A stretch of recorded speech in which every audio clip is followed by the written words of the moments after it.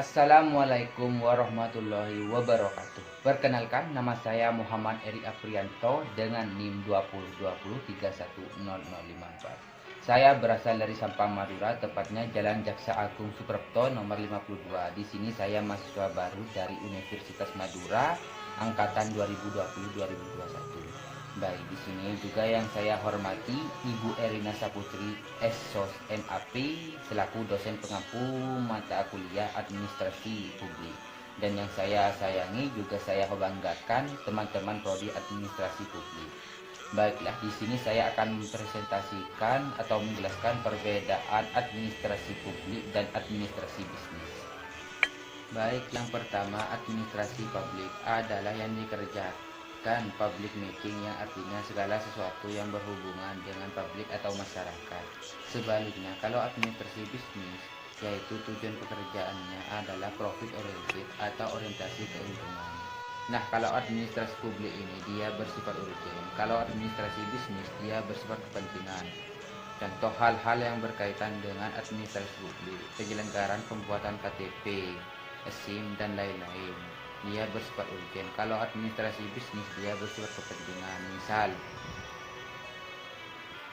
adanya dealer sepeda motor ini sifatnya tidak urgen. Mereka yang datang ke sana itu hanya memerlukan atau orang-orang yang berkepentingan di dalamnya. Beda dengan administrasi publik. Dia sifatnya lebih urgen. Artinya, dia lebih mengarah pada hal-hal yang berkaitan pada apa yang dibutuhkan oleh masyarakat. Lalu yang kedua yaitu no competition. Kalau di administrasi publik kita tidak punya kompetisi, semua sudah punya pekerjaan masing-masing dan job masing-masing. Kalau di administrasi bisnis dia free competition, dia kompetisinya bebas, pesaingnya bebas, dan kalian sudah tahu kalau orang berbisnis ya banyak pesaingnya. Nah, yang ketiga yaitu pendekatan legal atau pendekatan yang resmi. Pendekatannya adalah pendekatan legalistik, di mana segala bentuk pendekatan administrasi publik ini selalu berkaitan dengan hal-hal yang berhubungan dengan pemerintahan. Sedangkan kalau administrasi bisnis dia profit motif, dan sekali lagi kalau orang berbisnis tujuan yang pertama adalah satu, yaitu mencari keuntungan. Jadi tetap yang namanya profit motif atau profit orientif. Yang keempat, administrasi publik tidak dikendalikan oleh pasar. Jadi administrasi publik akan terus ada dan tetap ada selagi masyarakat itu memang untuk kebutuhan dasar masyarakat.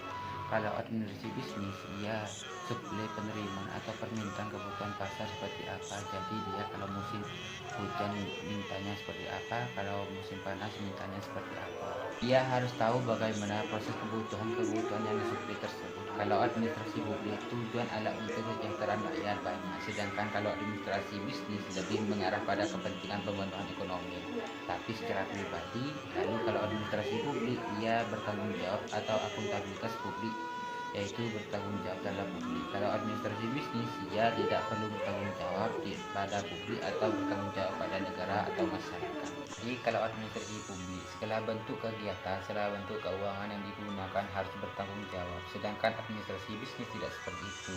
Yang namanya bisnis itu punya pribadi dan bertanggung jawabnya pada diri sendiri dan tidak perlu bertanggung jawab pada publik dan negara juga masyarakat. Mungkin sekian dari presentasi maupun penjelasan dari saya. Jika ada kata-kata yang kurang berkenan, saya memohon maaf. Sekian dari saya. Wassalamualaikum warahmatullahi wabarakatuh.